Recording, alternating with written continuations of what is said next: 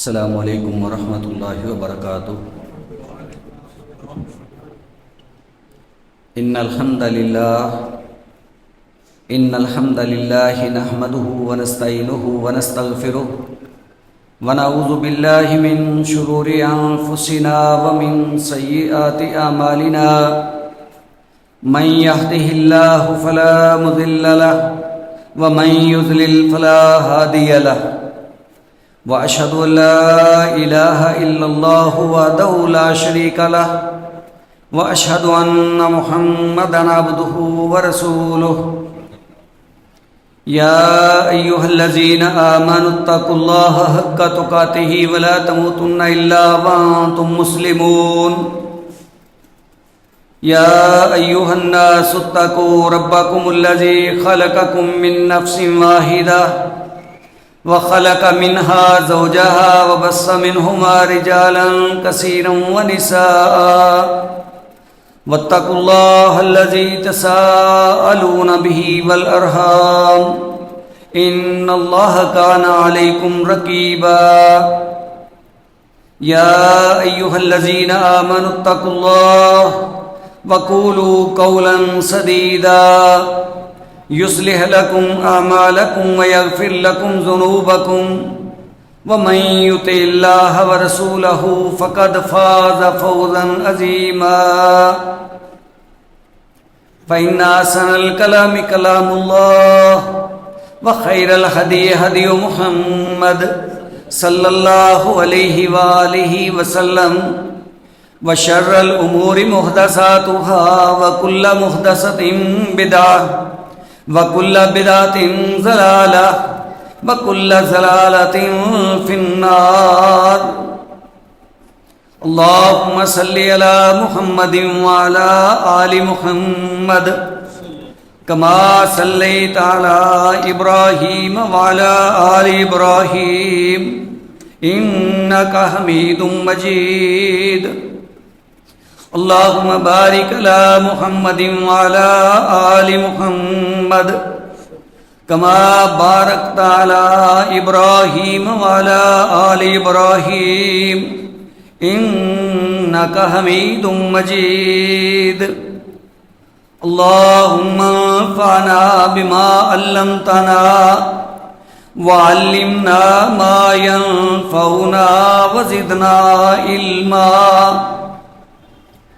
رب اشرح لي صدري ويسر لي امري واحلل عقدة من لساني يفقهوا قولي اما بعد فاعوذ بالله السميع العليم من الشيطان الرجيم من همزه ونفخه ونفسه بسم الله الرحمن الرحيم إنا أعطيناك الكوثر فصل لربك وانحر إن شانئك هو الأبتر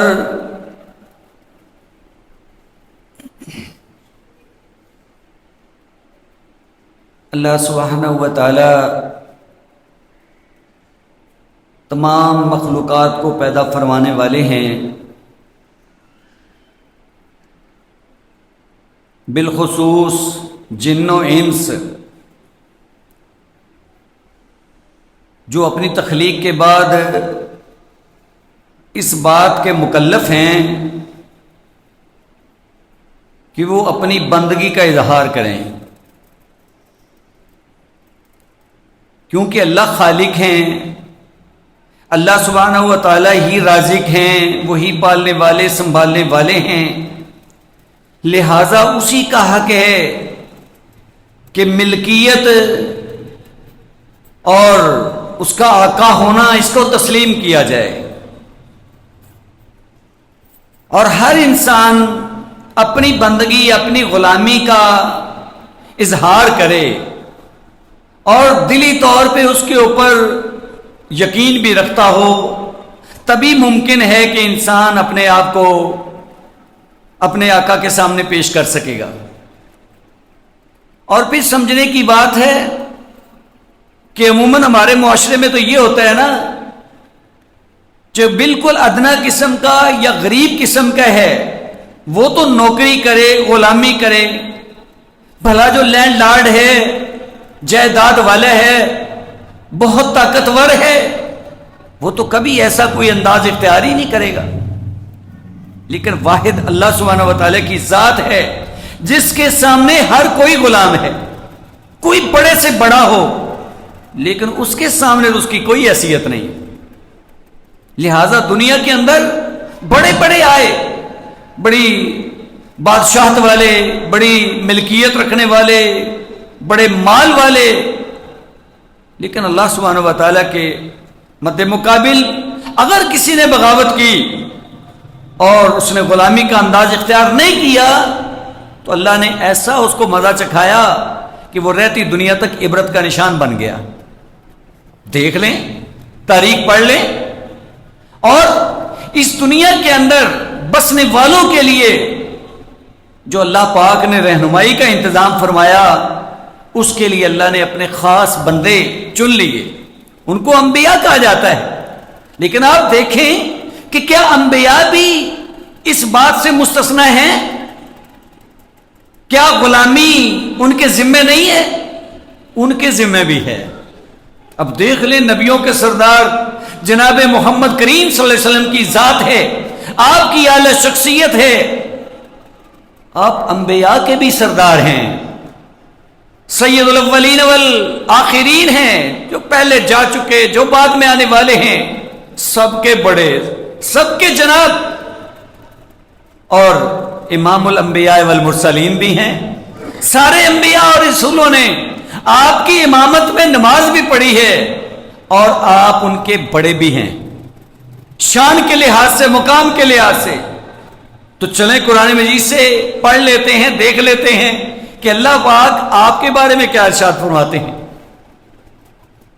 جو سورت چھوٹی سی سورہ کوثر کے نام سے آپ جانتے ہیں، میں نے آپ کے سامنے تلاوت کی ہے، آپ اس کا مطالعہ کر کے دیکھیں، اس کا ترجمہ کریں، اس کی تفسیر پڑھیں، سارا معاملہ واضح ہو جائے گا. ایسے لمحات کہ جب آپ کو پریشان کیا جا رہا ہے، لوگ آپ کو ستانے والے ہیں، ایسے میں آپ نے اپنی طاقت کا استعمال کیسے کیا؟ آپ ہمارے بعض لوگوں کے نظریات کے مطابق بڑی طاقت والے، بڑی پاور والے، شاید سارے معاملات آپ خود ہی سیدھے کر لیتے ہیں، لیکن اگر آپ کی زندگی کا مطالعہ کیا جائے تو یہ لمحات بھی ہیں کہ لوگ آپ کو تانے دیتے ہیں. آپ صلی اللہ علیہ وسلم اس قدر پریشان ہیں کہ ان کا حل کیا کیا جائے. ہر جگہ پہ انہوں نے آپ کو ستایا ہے، پریشان کیا ہے، اور آپ جانتے ہیں کہ آخر آپ مکہ سے نکلنے پہ کیوں مجبور ہوئے، کیوں آپ کو نکلنا پڑا یہاں سے؟ وہ تو بڑا خطرناک منصوبہ بن چکا تھا. اور کون سی زیادتی اور ظلم ہے جو مکہ والوں نے آپ پہ نہیں کیا؟ پھر آپ کو تانے مینے دیتے ہیں. تو اللہ تعالیٰ کیا فرماتے ہیں؟ انا اعطیناک الکوثر. اپنے نبی کو تسلی دی ہے کہ اے پیغمبر، اے محمد، آپ میرے غلام ہیں، آپ بھی میرے بندے ہیں، کیونکہ آپ صلی اللہ علیہ وسلم کوئی اللہ تعالیٰ کے حصے دار یا رشتہ دار تو ہیں نہیں، جیسے بعض لوگوں کی سوچ بن چکی ہے کہ برابری کا معیار رکھتے ہیں کہ جہاں اللہ تعالیٰ کا نام ہے وہیں پہ برابر کے ساتھ جیسے اللہ کو سورنا اور پکارنا ہے، ایسے رسول اللہ صلی اللہ علیہ وسلم کو بھی سور اور پکار رہے ہیں. تو وہ تو اللہ پاک نے جس انداز سے ہمیں اپنی غلامی کے لیے پیدا فرمایا، اس اپنی غلامی کو ہم غلط استعمال کر رہے ہیں کہ جو کام کرنے والے ہیں وہ ہم کرتے نہیں ہیں، اور جس سے ہمیں منع کیا گیا ہے وہ کرنے کے لیے تیار ہو جاتے ہیں. یہ کون سی سوچ ہے؟ بہرحال فرق ہے. وہ مالک ہیں، جناب محمد صلی اللہ علیہ وسلم نبیوں کے سردار ہیں، ساری امت میں سے اعلیٰ ہیں، ساری انسانیت میں سے آپ کا بہت اونچا مقام ہے، لیکن ہیں تو آپ بھی مملوک، آپ بھی اللہ کی مخلوق ہیں، آپ بھی اللہ تعالیٰ کی عبادت کے پابند ہیں. نہیں سمجھ آتی تو پڑھ کے دیکھ لیجئے، اللہ تعالیٰ کا فرمان تو بالکل برحق ہے. انا اعطیناک الکوثر. اللہ اپنے نبی کو تسلی دیتے ہیں کہ میرے نبی آپ پریشان نہ ہوں، ہم نے تو آپ کو خیر کثیر عطا کر دی ہے، بہت زیادہ بھلائی کی باتیں ہم نے آپ کے کھاتے میں ڈال دی ہیں، یہ دنیا کا معاملہ ہو یا آخرت کا معاملہ ہو، ہم نے آپ کو خیر کثیر سے نواز دیا ہے، ہم نے آپ کو نہر کوثر عطا کر دی ہے، ہم نے آپ کو حوض کوثر عطا کر دیا ہے، ہم نے آپ کو نعمتوں سے مالا مال کر دیا ہے۔ دینے والا کون ہے؟ اللہ، اور جن کو عطا کیا جا رہا ہے وہ ہیں جناب محمد صلی اللہ علیہ وآلہ وسلم۔ لیکن سنیے، اللہ تعالیٰ نے اس کے ساتھ ہی حکم کیا دیا ہے، اللہ نوازتا بھی ہے، اللہ پابندی بھی لگاتے ہیں۔ ہمیں بھی اللہ نے پیدا کیا، ہمیں بھی اللہ نے دیا، بہت انعامات سے نوازا، لیکن کیا ہمارے اوپر کوئی پابندی عائد نہیں ہوتی؟ ہوتی ہے، بہت ساری پابندیاں ہیں۔ ہم نے اپنے آپ کو آزاد سمجھ لیا ہے، حالانکہ ہم آزاد نہیں ہیں، ہم اس مالک کے غلام ہیں، ہم اس کے بندے ہیں۔ یہ عبد کا معنی بندگی کے لیے ہم بولتے ہیں، لیکن عبد کا معنی غلامی کا معنی ہے۔ جیسے دنیا کے اندر یہ غلامی کا سلسلہ چلتا تھا، اسی طریقے سے ہم اللہ تعالیٰ کے غلام ہیں، اللہ کے بندے ہیں، اس کے نوکر ہیں۔ تو نوکری کیسے کریں گے؟ جیسے جیسے اللہ حکم دیتے جائیں گے وہ ہم کرتے جائیں گے، یہی ہماری غلامی ہے، یہی ہماری بندگی ہے۔ اور اللہ تعالیٰ فرماتے ہیں وَمَا خَلَقْتُ الْجِنَّ وَالْإِنسَ إِلَّا لِيَعْبُدُونِ، کہ میں نے جن اور انس ان کو فقط اپنی عبادت کے لیے، اسی لیے صرف اور صرف پیدا کیا ہے کہ صرف میری ہی غلامی اختیار کریں، کسی اور کے نہیں۔ لہذا جو انداز ہمارا اپنے مالک کے ساتھ ہونا ہے وہ تو کسی اور کے ساتھ ہونا نہیں چاہیے۔ بہرحال یہ ہماری کوتاہی ہے، یہ ہماری بدقسمتی ہے کہ بہت سارے لوگوں کو پتہ نہیں کیا غلط فہمی ہو گئی ہے، تو انہوں نے وہ مالک اور مملوک کا فرق ختم کر کے رکھ دیا ہے، برابری کے تقاضے پورے کرتے ہیں۔ بس اوقات تو اس انداز سے پیش کیا جاتا ہے، جب کوئی مانگنے والا مانگ رہا ہے تو ساتھ ساتھ وہ اللہ تعالیٰ کا بھی نام لے رہا ہے، بیچ میں وہ مکے کا نام لے رہا ہے، بیچ میں مدینے کا نام بھی لے رہا ہے، سب کچھ وہ ایسے اکٹھا کر دیتے ہیں کہ لگتا ہے کہ جیسے اللہ محمد تو ایک ہی چیز کا، ایک ہی شخصیت کا نام ہے، وہ ایک ہی ذات ہے، حالانکہ فرق ہے۔ تو اللہ پاک نے یہ فرق سمجھایا ہے ہمیں، پورا قرآن بھرا پڑا ہے۔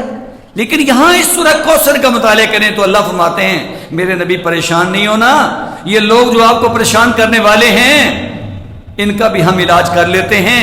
بات یہ ہے کہ فصل ربک ونہر، آپ اپنی ڈیوٹی ادا کریں، آپ اپنے رب کو راضی کرنے کے لیے نماز بھی پڑھیں اور اپنے آپ کو اس انداز سے بھی پیش کریں کہ مالی لحاظ سے، جانوروں کے لحاظ سے وہ بھی آپ قربانی دیں۔ پھر اس کا نتیجہ کیا نکلے گا؟ ان شانئک ھو الابتر۔ یہ جو لوگ آپ کو تانے دیتے ہیں اور اس طرح کی باتیں کرتے ہیں، یہ بے نام و نشان ہو جائیں گے، ان کا نام و نشان ختم ہو جائے گا۔ کس لحاظ سے؟ یاد کے لحاظ سے بھی، ان کی عزت کے لحاظ سے بھی، حتیٰ کہ دنیوی ان کی زندگی کے اندر ہی اللہ پاک نے ان کو بے نام و نشان کر دیا، ملیا میٹ کر دیا۔ اللہ کے وعدے سچے ہیں، لہذا ہمیں اس بات پہ توجہ دینا ہے کہ اللہ تعالیٰ نے اپنے پیغمبر کے اوپر انعامات کیے، ان کے بدلے میں ڈیوٹی کیا لگی؟ سب سے پہلا حکم وہ اللہ کی بندگی کے حوالے سے کہ آپ نے اس کی بندگی ادا کرنی ہے، اس کی غلامی میں رہنا ہے، اور اس کے لیے ایک عمل ہے فصل لربک، اپنے رب کی خوشنودی کے لیے نماز پڑھیے۔ اب ہم اس کے اوپر اگر توجہ کریں تو میرے خیال میں 1% 1% عمل کرنے والے لوگ شاید مل جائیں۔ وہ پہلے تو 5% کی بات ہوتی تھی نا، دن بدن حالات خراب ہوتے چلے جا رہے ہیں۔ جو نمازی ہیں وہ بھی اس انداز کے سست کہ اگر ہم بغور اپنا جائزہ لیں تو اللہ معاف کرے، وہ آتا ہے نا منافقین کے بارے میں، وَإِذَا قَامُوا إِلَى الصَّلَاةِ قَامُوا كُسَالَىٰ، وہ جب نمازوں کے لیے کھڑے بھی ہوتے ہیں تو سستی سے۔ آگے اللہ فرماتے ہیں یُرَاءُونَ النَّاسَ، بس لوگوں کو دکھانے کے لیے شاید، خیر ان کا تو خاصا ہی یہ تھا نا، لیکن یہ سستی والا عمل جو ہے نا یہ ہے خطرناک. اللہ فرماتے ہیں فویل للمصلین الذین هم عن صلاتهم ساہون. ایسے نمازیوں کے لیے ہلاکت ہے. نمازیوں کے لیے بھائی جو نماز نہیں پڑھنے والے بربادی ان کی ہو, ہلاکت ان کی ہو. یہ کیا بات ہوئی کہ ہم اللہ کی نماز بھی پڑھتے ہیں اور ہمارے لیے ہلاکت ہے؟ بھائی یہ قرآن کا انداز ہے. اللہ تعالیٰ فرما رہے ہیں بات یہ ہے کہ ابھی یہ جو تھوڑا سا وقت ہمیں ملا ہے اس کے اندر ہمیں اپنی اصلاح کی ضرورت ہے. اللہ تعالیٰ ہمیں بہتر دیکھنا چاہتے ہیں, اللہ ہماری اصلاح فرمانا چاہتے ہیں. ہمیں چاہیے کہ اپنے آپ کو پیش کریں. ہیں جو ہم غلام, اور غلامی بھی اس کی جس کی غلامی میں کوئی نقصان نہیں ہے, فائدہ ہی فائدہ ہے. اس قدر عظیم فائدہ ہے کہ جس قدر کوئی اپنے آپ کو قریب کرے گا, غلامی اختیار کرے گا, اسی قدر وہ مرتبہ اور رتبہ پائے گا. ایسی ذات کہیں اور سے آپ کو کوئی نہیں ملے گی. کوئی دنیا کے اندر بڑے سے بڑا کیوں نہ ہو, آپ کو وقتی فائدہ دے سکتا ہے, لیکن اس ذات نے جو فائدہ تمہیں دینا ہے وہ تو ہمیشہ ہمیشہ کے لیے ہے, نہ ختم ہونے والا ہے. اور ایسے انعامات ہیں کہ جو انعامات آج تک کسی نے دیکھے نہیں ہیں, کسی نے سنے نہیں ہیں, کسی کے دل میں ان کا خیال تک بھی نہیں آیا. اللہ پاک تو وہ کچھ دینے والے ہیں. تو لہٰذا اگر اس مالک کے اوپر ہمارا پورا یقین ہو جائے پھر یہ ساری سستیاں ختم ہو سکتی ہیں. لیکن یہ ختم کریں کیسے؟ پتہ نہیں کیا وسوسے, کیا شیطانی خیالات, کیا ہمارے دنیوی معاملات, کیا چیزیں ہمارے در پہ ہیں کہ بس انسان سسترین ہی ہوتے چلے جا رہے ہیں. ایک پورے ہفتے کے بعد 7 دنوں کے بعد یہ جمعہ آتا ہے نا, اب جمعے کے لیے ہمارا ذوق, ہمارا آنا, یہ بھی ماشاءاللہ چلو جتنے افراد آئے ہوئے ہیں, جس قدر انہوں نے ٹائم نکالا ہے سب کو معلوم ہے. لیکن ایسے لوگ جو بالکل آخر میں آنے والے ہیں وہ آخر کیا سمجھتے ہوں گے؟ حالانکہ ہماری ذمہ داری کیا ہے؟ ہمیں اگر کچھ حاصل کرنا ہے تو ہمیں کب آنا چاہیے؟ مسئلے کا تو سب کو پتہ ہے, لیکن عمل کون کرے گا؟ یہ ہے ہماری غلامی. یعنی غلامی کا انداز ہمارا ناقص ترین ہے. کام بھی کرنا ہے لیکن بس ایسے رو دھو کے. اللہ تعالیٰ میں توفیق دیں کہ ہم اس بات کو سمجھنے والے بن جائیں کہ کیسا فریضہ, ایک ایسا کام. اب دیکھیں نا, یہ تو قرآن مجید کے اندر مختلف مقامات پہ یہ تفصیلی موجود ہے یہ بحث, اور اس بارے کہ سب سے زیادہ اگر سبق دیا گیا ہمیں تو نماز کا ہی دیا گیا. میدانی جہاد میں دشمن کا مقابلہ ہے, انسان اپنی جان پیش کر رہا ہے, یہاں بھی نماز کی معافی نہیں ہے. دشمن کے ساتھ جنگ ہو رہی ہے, لڑائی ہو رہی ہے, ایسے حالات کے اندر بھی نماز کا ٹائم ہو گیا ہے تو اللہ فرماتے ہیں ان الصلاۃ کانت علی المؤمنین کتابا موقوتا. یہ ٹائم ہو گیا. اب کچھ لوگ ادھر لڑیں, کچھ ادھر کھڑے ہو کے نماز پڑھ لیں, پھر وہ ادھر آ جائیں, پھر وہ یہ دشمن کے سامنے چلے جائیں, وہ لوگ نماز پڑھ لیں. عام نمازوں میں رکوع سجدہ ہوتا ہے, ادھر رکوع سجدہ نہیں ہے, کھڑے کھڑے ہی بس صرف ایک رکعت سے اپنا کام چلا لیں. پھر یہ ہے کہ جہاں کہیں بھی اللہ سبحانہ و تعالی جہاد کا سبق دیتے ہیں, اللہ تعالیٰ فرماتے ہیں کہ جو لوگ اللہ کی راہ میں لڑتے ہیں وہ اللہ کو خوش کرتے ہیں, اللہ کی غلامی اختیار کرتے ہیں, اور جو کافر لوگ ہیں وہ شیطان کے غلام ہیں. والذین کفروا یقاتلون فی سبیل الطاغوت, وہ تو طاغوت کے راستے میں لڑتے ہیں, ان کا تو ٹارگٹ ہے نہیں. وہ اپنے مالک کو مانتے سمجھتے ہوں تو پھر جھگڑا ہی کس بات کا؟ جھگڑا چل رہا ہے نا, فلسطین کے اندر چل رہا ہے. اب ظاہر یہ یہود لوگ بھی اپنے آپ کو سمجھتے ہیں کہ بھی ہم بھی اس مالک کے ماننے والے ہیں, لیکن نہیں, یہ جھوٹ پہ مبنی بات ہے. اگر وہ ماننے والے ہوں تو پھر اس قبلہ اول کے اندر بسنے والے مسلمان جو امت محمدیہ میں سے ہیں وہ تو بالکل ٹھیک ہیں, پھر ان کے ساتھ مقابلہ کس بات کا؟ یہاں غصب کرنا ان کی زمینوں کو کس لیے؟ ان سے بار بار لڑنا اور ان کو شہید تک کر دینا یہ کس لیے ہے؟ تو جب حق کے خلاف یہ سلسلہ ہے تو لہذا یہ فی سبیل طاغوت ہے. تو اللہ تعالیٰ کیا فرماتے ہیں؟ فقاتلوا اولیاء الشیطان، یہ شیطان کے دوست ہیں، اولیاء الشیطان ہیں. اللہ فرماتے ہیں آپ لوگ ان سے لڑیں.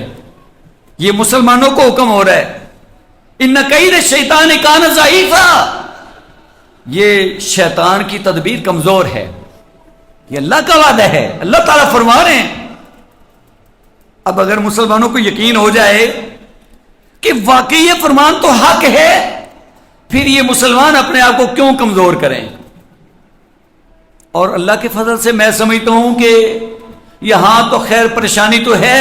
جب ان کے حالات دیکھتے ہیں، ان کے لاشیں دیکھتے ہیں، ان کے بچے دیکھتے ہیں، عورتوں اور بوڑھوں کو دیکھتے ہیں، جس انداز سے ان کے اوپر ظلم ہو رہا ہے، دل میں پریشانی تو ہوتی ہے. لیکن شاید ہم یہاں بیٹھ کے کچھ نہیں کر سکتے، بس دعائیں کر سکتے ہیں، مالی امداد دے سکتے ہیں، اللہ کرے ان تک پہنچ جائے، ان کے لیے فائدے کا باعث بن جائے. لیکن یہاں تو بہت بڑی مدد کی ضرورت ہے، اور وہ یہ والی ہے فقاتلوا اولیاء الشیطان. اگر آپ تیاری کر چکے ہیں تو یہ شیطان کے دوست ہیں، یہ تمہارے مسلمانوں کے دشمن ہیں، اولیاء اللہ کے یہ دشمن ہیں.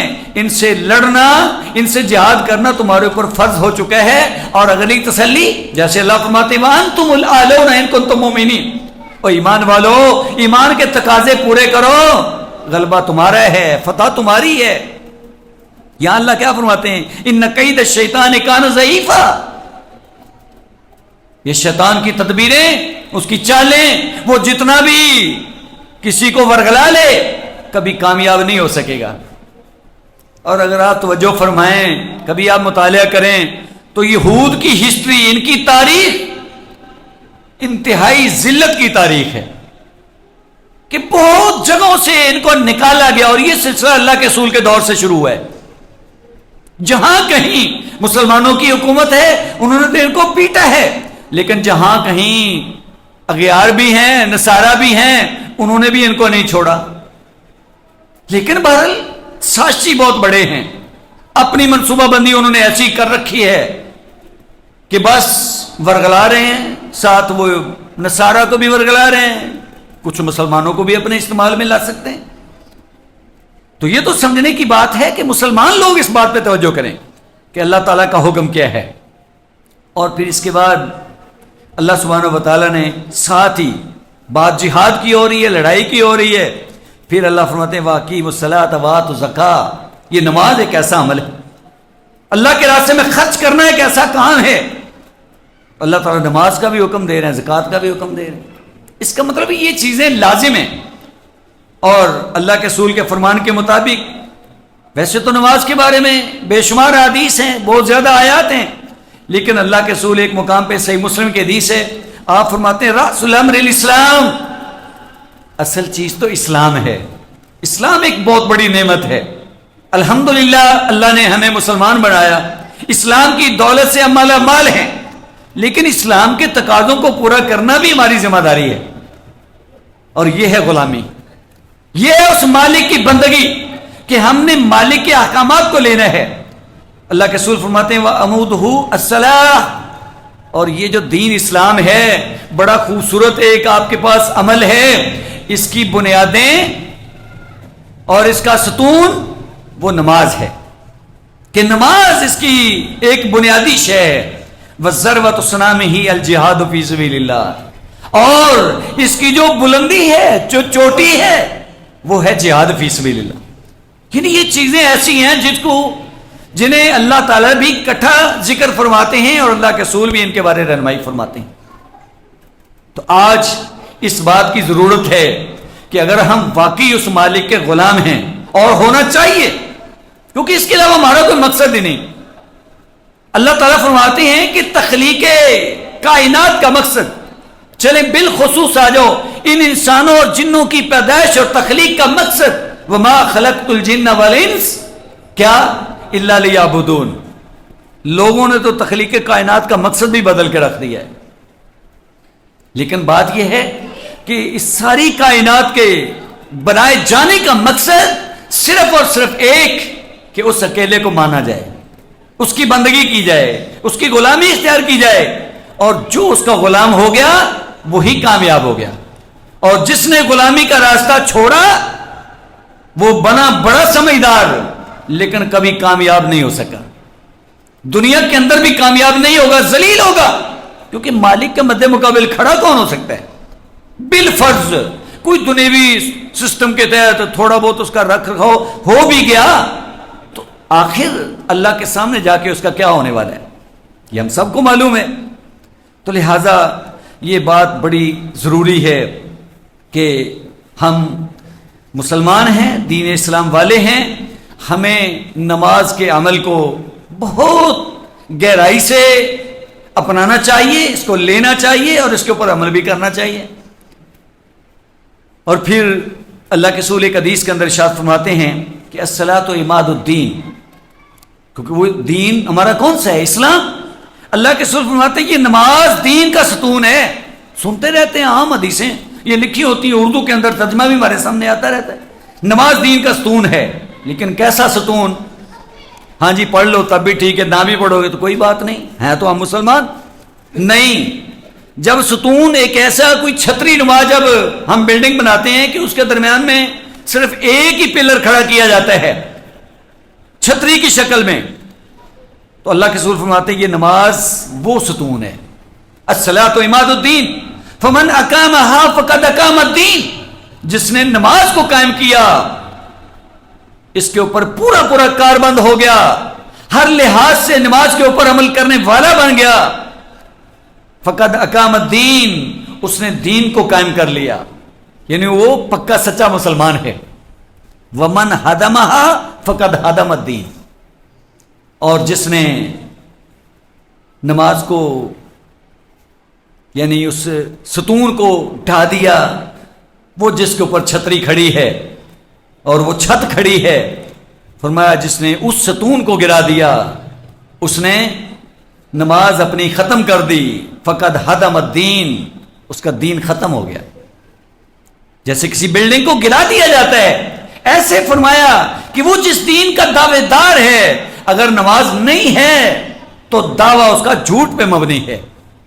اب ہم ذرا اندازہ لگا لیں، ہمارے معاشرے کے اندر میں پہلے عرض کر رہا تھا کہ پہلے کبھی کبھار سننے کو علماء بیان کرتے تھے کہ شاید 5% نمازی ہوں جی، شاید 10% ہو جائیں، لیکن اب تو آپ یہ شمار کر لیں، اندازہ لگا لیں، شاید 1% نمازی نکلیں۔ تو آخر ہے تو مسلمانوں کا معاشرہ، بسنے والے مسلمان ہیں لیکن نماز کے قریب نہیں آتے۔ تو یہی وجہ ہے کہ ہمارا تعلق اپنے مالک کے ساتھ کمزور ہو گیا ہے۔ جب تعلق کمزور ہو جاتا ہے پھر مالک بھی پرواہ نہیں کرے گا۔ اس لیے ضروری ہے کہ اگر اپنے آپ کو کامیاب کرنا چاہتے ہیں تو اس بنیادی ترین عمل کو اپنایا جائے، اپنے آپ کو نمازی بنایا جائے، نماز کے پورے پورے آداب کا، مسائل کا خیال رکھا جائے، اس کے اوقات کا خیال رکھا جائے۔ جیسے وہ کہتے ہیں نا پنجابی کے اندر ابھی ویلے دی نماز تک ویلے دی ٹکرا، یہ بھی ایک بڑی سوچی سمجھی ایک ضرب المثل ہے کہ نماز وہ ہے جو وقت پہ پڑھی جائے۔ لیٹ آئیں گے ایک تو آپ کو وہ ثواب نہیں ملے گا جو جماعت کے ساتھ ملتا ہے، لیٹ آئیں گے آپ وہ لاپرواہی والی نماز پڑھیں گے، لیٹ آئیں گے شاید جلدی جلدی پڑھ کے نکل جائیں کہ اب میں لیٹ ہو گیا، بس تھوڑا سا ٹائم ہے میرے پاس چلیں، کیونکہ اور ہمارے کام بہت ہوتے ہیں نا۔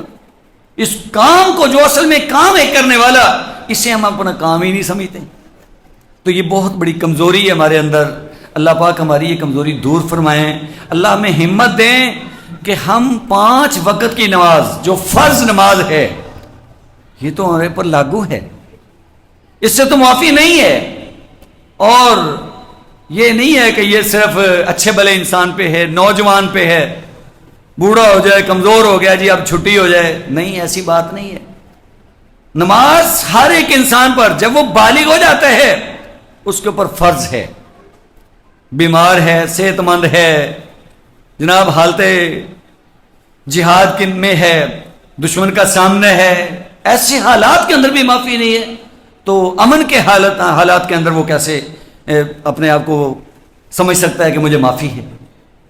اس لیے ضروری ہے کہ ہم جو اتنا عظیم کام ہے، کرنے والا کام ہے، اس کے اوپر بھرپور توجہ دیں۔ یہ پہلا اور بنیادی کرنے والا کام ہے جس کو ہم نے سب سے آخر میں رکھا ہوا ہے کہ باقی سارے کام پہلے کر لو، وقت بچ جائے گا تو نماز بھی پڑھ لیں گے۔ ایسی بات نہیں ہے بھائیو، یہ ہماری سستی ہے، یہ کوتاہی ہے، اور یہ نقصان دینے والی ہو سکتی ہے۔ اللہ سبحانہ و تعالی ہمیں اپنے مالک کے سامنے اپنے آپ کو پیش کرنے، جھکانے کی توفیق دیں، اور جس انداز سے جھکنے کے تقاضے ہیں اللہ پاک ہمیں وہ پورا کرنے کی بھی توفیق نصیب فرمائیں۔ وصلی اللہ علی النبی۔